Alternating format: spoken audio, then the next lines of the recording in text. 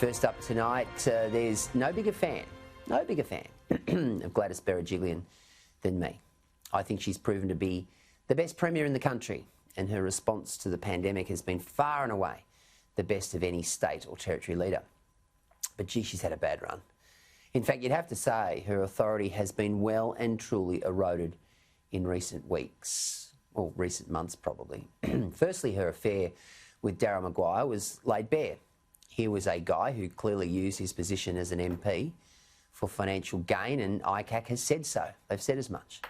The fact that she continued a close relationship with him for 5 years and didn't know what he was up to shows either love is blind or she lacks judgement. Either way, it's not a good look. Then you had the document shredding fiasco where information on council grants were shredded by her office. Now, the claim was that the council grants heavily favoured Liberal electorates.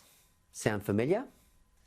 Of course it sounds familiar. I mean, we've had Bridget McKenzie, same fate, Ros Kelly, Mick de Brenny here in Queensland, although he survived.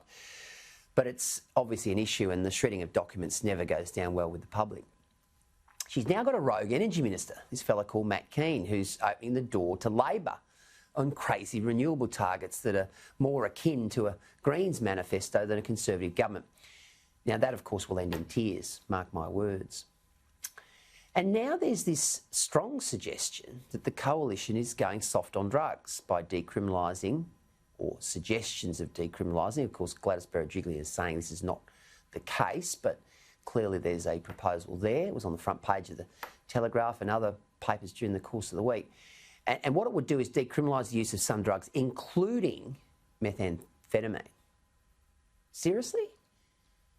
ICE? The lack of judgment on all these issues from Berejiklian is alarming. And somebody is giving the Premier bad advice. Now, Berejiklian's predecessor, a fellow called Mike Baird, he fell the same way.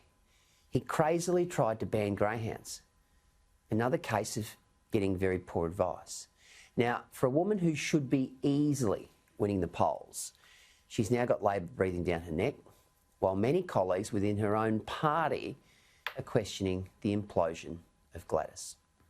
She needs a reset, and she needs it quickly. She needs to clean out her staff. She needs to get people in there who can stand up to not only herself and provide her with sage and transparent advice, but also cabinet ministers, and say enough's enough.